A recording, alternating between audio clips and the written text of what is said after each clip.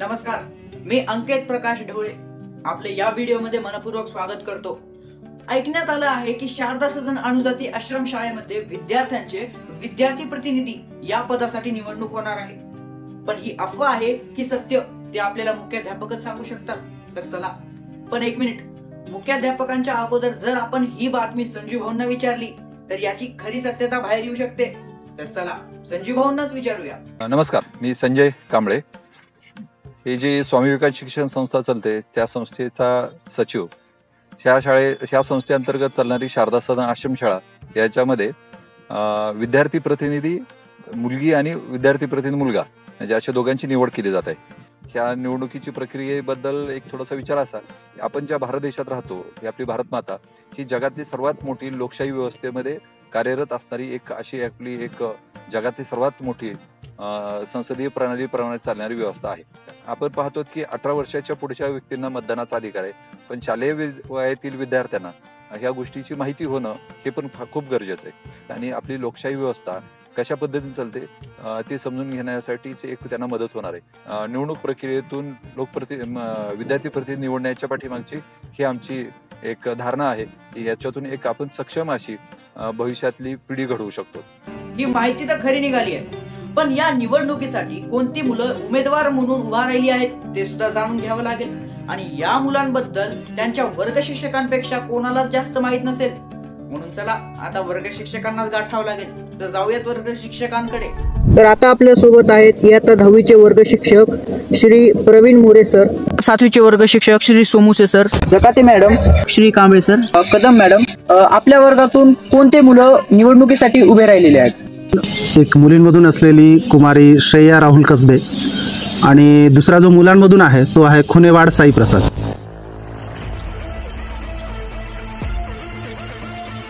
माझ्या वर्गातून कसबे रिया ही मुलगी थांबलेली आहे उमेदवार म्हणून, आणि गायकवाड चरण।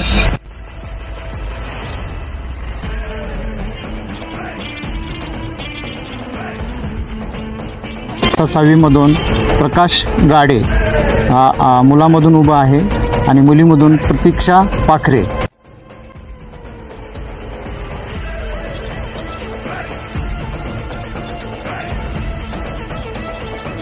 माझ्या वर्गातून कामेना वाघमारे उभी टाकलेली आहे।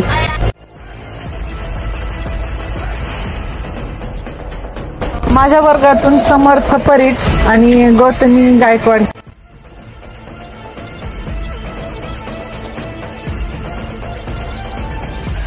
सातवी मधून भालेराव यशपाल आणि कांबळे श्रावणी।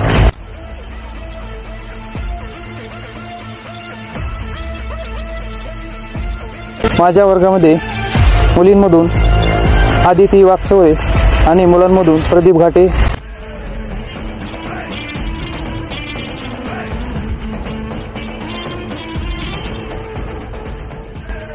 मुलांचा या निवडणुकीबाबत उत्साह त्यांच्या संख्येवरूनच प्रकटित होतो।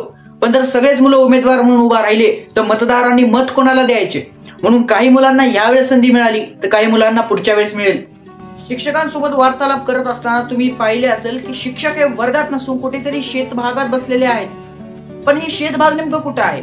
काळजी करू नका, आपल्या शाळेत म्हणजे शारदा सदन आश्रम शाळेमध्येच ही शेती पिकवली जाते। या सर्व शेतीचे कार्य रोहिदास राठोड उर्फ राठोड मामा पाहतात। ज्यावेळेस आम्ही त्यांच्या सोबत संवाद साधला त्यावेळेस आम्हाला समजले की या शेतामध्ये उगवणाऱ्या रोपांवर अथवा फळभाज्यांवर ते कसल्याही प्रकारची फवारणी करत नाहीत, म्हणजेच कीटनाशकाचा वापर करीत नाहीत। सर्व काही नैसर्गिक पद्धतीने उगवून याच भाज्या मुलांना सेवनासाठी दिल्या जातात। सर्व शेती कार्याचे श्रेय श्री राठोड मामा व देडे मामा यांना जाते, कारण त्यांच्यामध्ये शेती कार्याबद्दलचे गुण जाणवतात। पण आता प्रश्न असा येतो, जे मुलं या निवडणुकीसाठी विद्यार्थी प्रतिनिधी या पदासाठी उमेदवार म्हणून उभा राहिले आहेत, खरंच त्यांच्यामध्ये विद्यार्थी प्रतिनिधी बनण्याचे गुण आहेत का नाही? आता हे गुण सुद्धा आपल्याला त्यांचे वर्ग शिक्षकच एकदम चांगल्या पद्धतीने सांगू शकतात।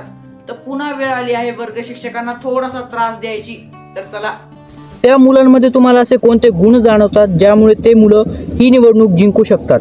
ही वक्तृत्वामध्ये खूप चांगली आहे. त्यामध्ये नेतृत्व गुण आहे. मी पुढं म्हणजे प्रतिनिधित्व करतात. खूप मिळून मिसळून राहणारी विद्यार्थिनी आहे. काम करण्यामध्ये तो अग्रेसर असतो नेहमी.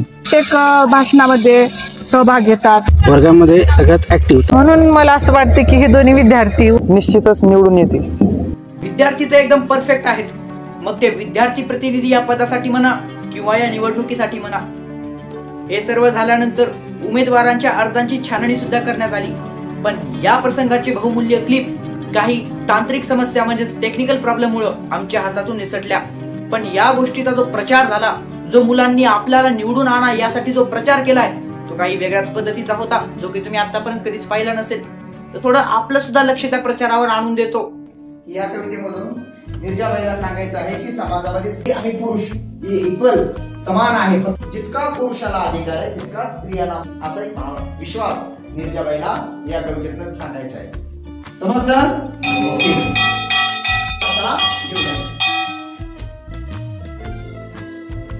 हमारा नेता कैसा हो? प्रदीप घाटे जैसा हो. हमारा नेता कैसा हो? प्रदीप घाटे जैसा हो. हमारा नेता कैसा हो? प्रदीप घाटे जैसा हो. हमारा नेता कैसा हो? प्रदीप घाटे जैसा हो. मला माहिती आहे तुम्ही कोणाला मतदान करणार, तरी परत एकदा सांगतो की तुम्ही मला मतदान करा.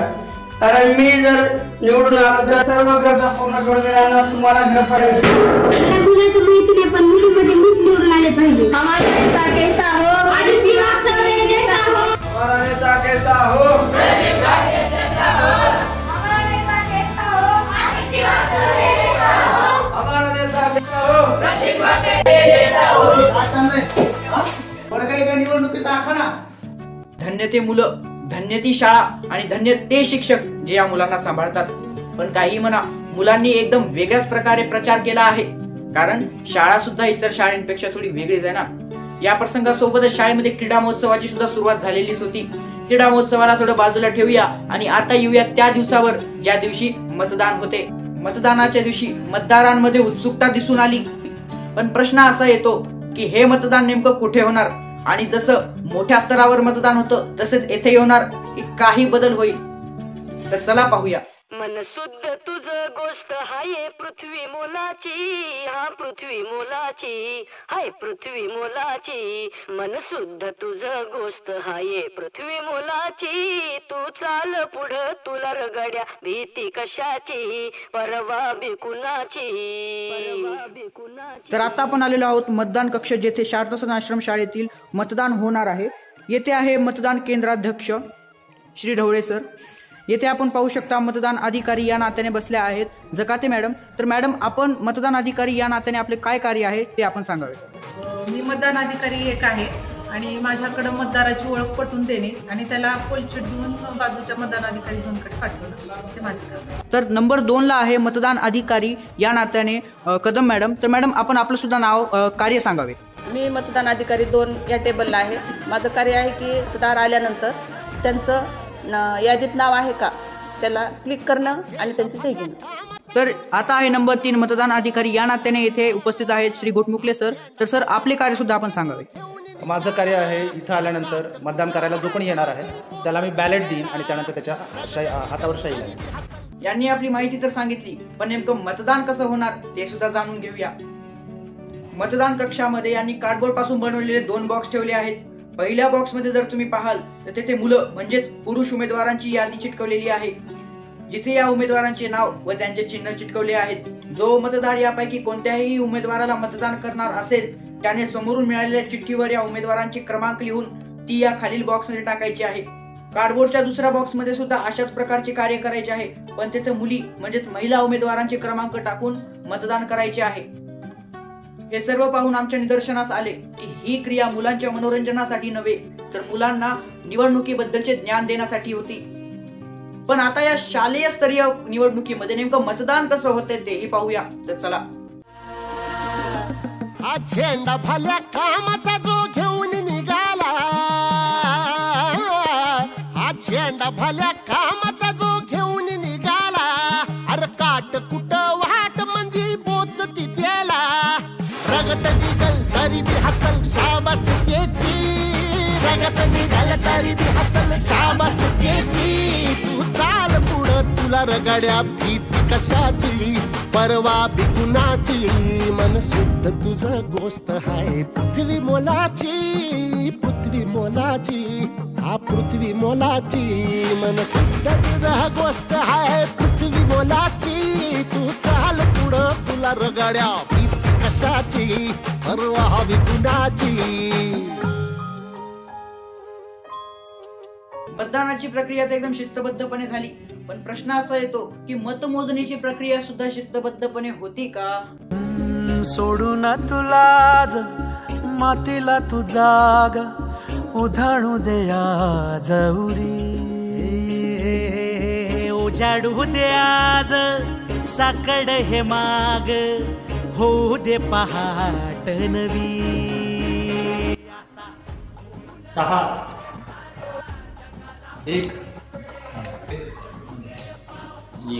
1 सर. 2 नंबर टाकले 4 आणि 6 याला बाद करून टाकू.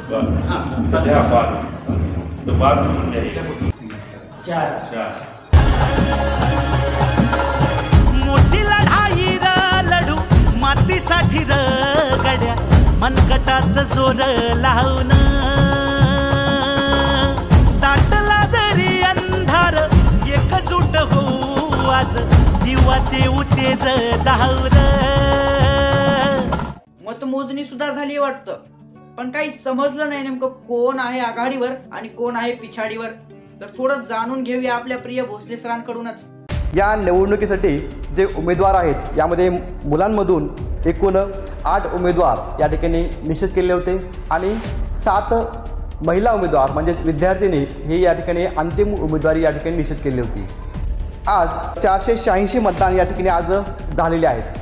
यामध्ये 6 मतदान जे आहे ते नोटाला पडले आहेत आणि 1 मतदान जे आहे ते बाद झालेलं आहे. निकालामध्ये आम्हाला अनपेक्षित असा निकाल आला आहे, त्यामुळे हा निकाल येथेच जाहीर करतो. त्यामुळे मुलं आणि मुलींमध्ये सर्वात जास्त मतदान या ठिकाणी मिळालं आहे. माझ्याकडं मुलींचा अगोदर निकाल आलेला आहे. एकूण 7 उमेदवार होते आणि 7 मध्ये सगळ्यात तळाला कोण राहिला असेल तर कोणीच नाही, कारण शेवटी 2 जण राहिलेत. त्यामध्ये कांबळे श्रावणी विकास 9 मतदान पडलेलं आहे. सोबत कसबे रिया दोघींसाठी टाळ्या वाजवा जरा.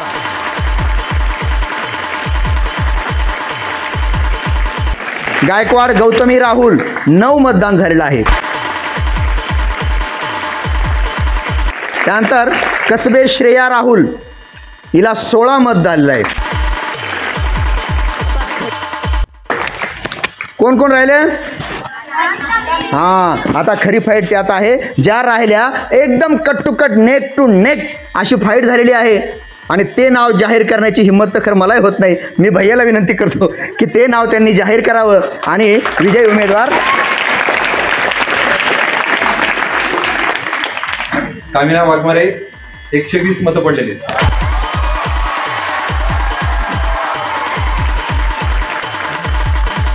प्रतीक्षा तिला 39 मतं पडलेली.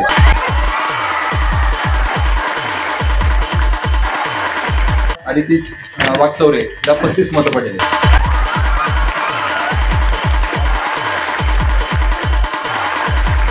दुसरा निकाल मात्र खरंच धगधग वाढवणारा आहे. या निकालामध्ये सुद्धा 8 मुलांनी सहभाग घेतलेला होता. इथं थोडी मुलींपेक्षा फाईट अजून चांगली होती. प्रतीक चव्हाण 1 मतदान पडलेलं आहे. त्यानंतर दुसरे आहे चरण गायकवाड, आपण सुद्धा 2 मतदान घेऊन आपलं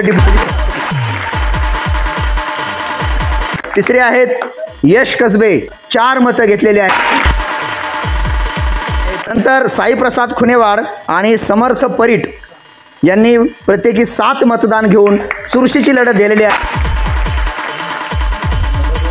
आता प्रकाश गाडे, प्रदीप घाटे आणि यशपाल भालेराव या तिघांमध्ये मात्र जंगी लढत झालेली आहे. यातलं विनर आहे प्रदीप घाटे.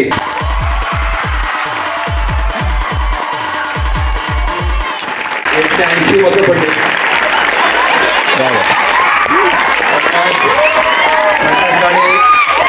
प्रकाश गाडेला जवळपास 18 मतं पडले.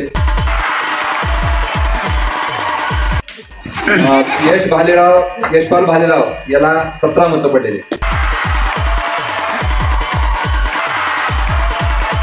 प्रदीप घाटे या वरती या. कामिनाचं पुन्हा एकदा आपण सर्व जोरदार टाळ्या वाजवून स्वागत करूया.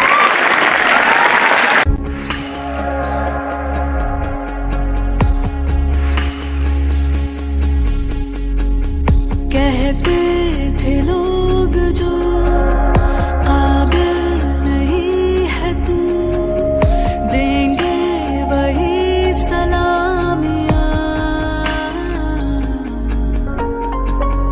दिल थाम के जहां देखेगा एक दिन तेरी भी कामयाबियां.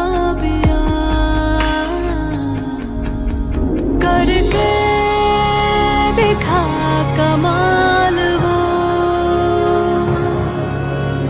आके ज़मीन पे दे के जाए आसमां. शाबाशियाँ शाबाशियाँ शाबाशियाँ शाबाशियाँ. सच होने की खातिर जो सपने कीमत मांगेंगे, जाग के रातें कीमत भर देना. जब नजदीक से देखे तो खुशियों के आंसू आए, तू नजरों को वो मंजर देना. खूबी एक ही एक दिन मिटाएगी तेरी हजार खामियां. करके देखा कमाल वो, आके ज़मीन पे दे के जाए आसमां. शाबाशियाँ शाबाशियाँ